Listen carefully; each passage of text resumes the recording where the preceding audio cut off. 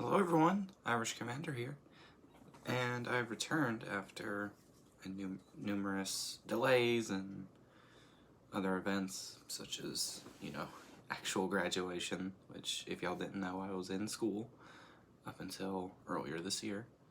So I figured I'd give y'all a little update as to what I've been doing and why I haven't been working on Global War as much, because other than being in school and trying to get that all wrapped up, I do have an actual reason as to why I haven't been working on Global War 36 or starting the process of getting into Global War 14. So to start off with, why did I not continue on Global War 36? That's probably because I began to lose interest in it over the course of a few months. If y'all remember my last game, excuse me, it ended in a stalemate, with the Axis not being able to do anything, the Allies not being able to do anything, so I just, we ended it. And then, from there, we were going to try and do a new game, where I was going to be the Allies and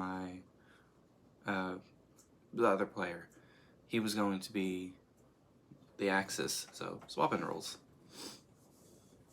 But we never got to that, due to both of us becoming extremely busy, and also because I began to lose interest in the game at the time, because I had only ever played one game of Global War 36, and that being that one game I put on YouTube. And if you remember, around the time I was wrapping up that game, version 4 was in the process of being released. So, there's that. And considering I had just gotten excuse me, I had just gotten to the point where I was comfortable with version 3. Now version 4 came out and I was kind of disoriented, because I wanted to upgrade to version 4 because I knew version 4 was going to be the most up-to-date that it was going to be. And version 3 was not necessarily no longer supported per se, but was pretty much no longer going to be worked on, from what I can guess. So I just kind of quit working on the game for a while.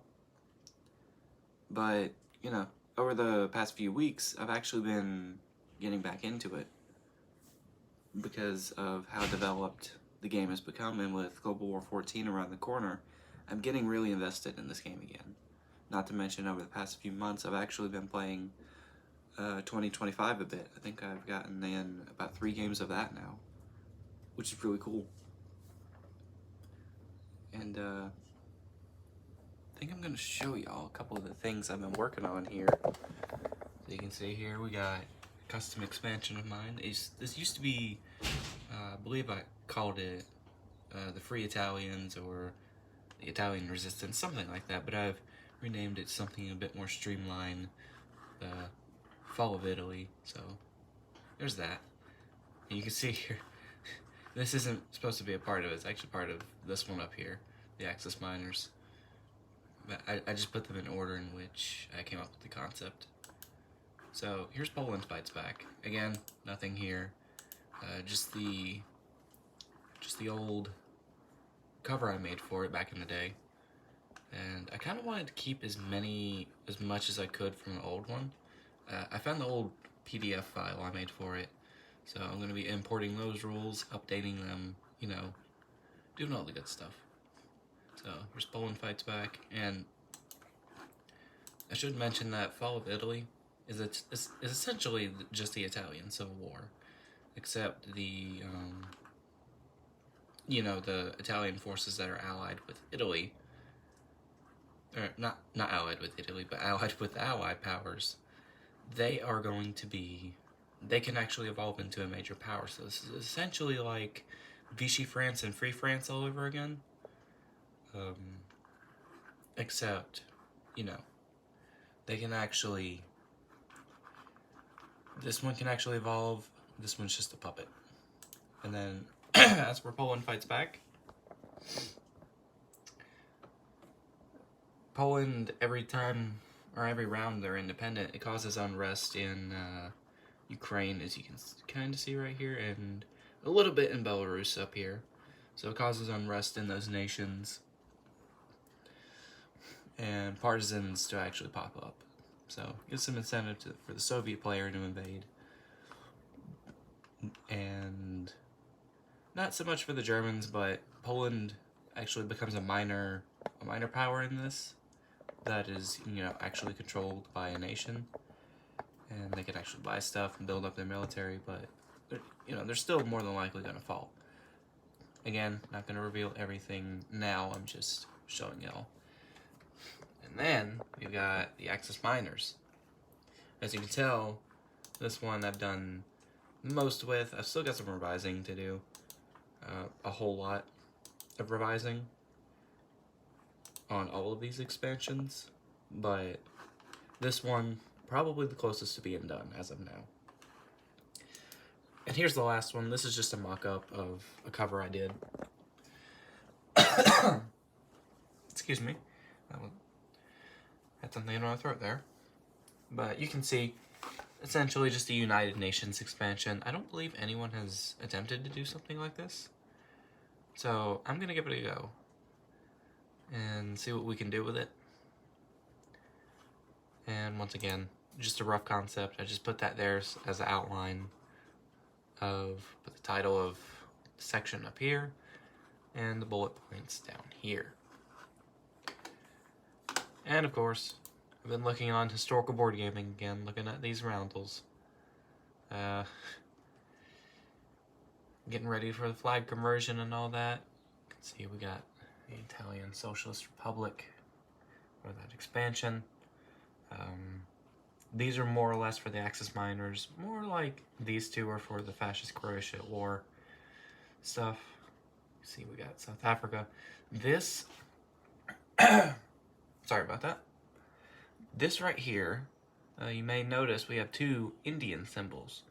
Well, I've actually made the decision to divide up Italy, or not Italy, but the Far East Command into two separate nations. So you'll have, like India, Burma, Bangladesh, Pakistan, Maldives, Sri Lanka, all that in one nation that will be called India.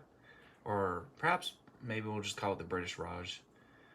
Or just the Raj for simplicity. And then this nation is going to be every remaining British territory, or even Far East Command territory, which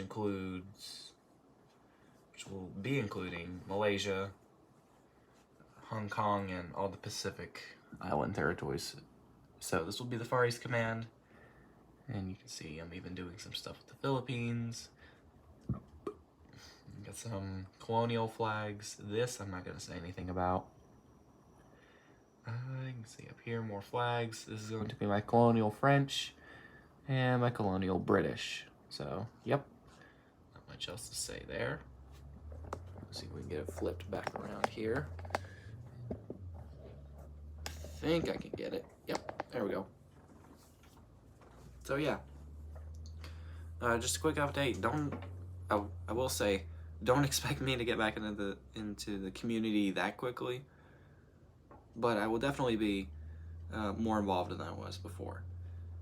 And I'm waiting to actually build my new table. If you remember my old, can't speak English. If you remember my old one, it was built for the 36 by 48 map. I'm going to be going to the next size, which I'm not exactly sure which size that is. I can have a look. Let's see.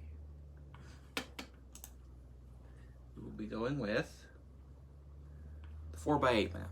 So, huge upgrade for me. I am definitely ecstatic about that. And I will definitely be updating you guys as I work on my new table, ordering my new units, and I'm actually not moving out, but moving my wargaming stuff to a new location. So, yep, we will be moving the war room, which, very big moment. We'll have finally a fully dedicated space for it. And that won't be relegated to just putting my war room and my bedroom in the same place, because that kind of interferes with my life, and that's part of the reason why I decided to move all my stuff to that area. Anyways, been rambling on here for about 10 minutes. I guess I'll cut this off here, and yeah, that's been back there. Nothing suspicious there. Anyways, this is Irish Commander, signing off.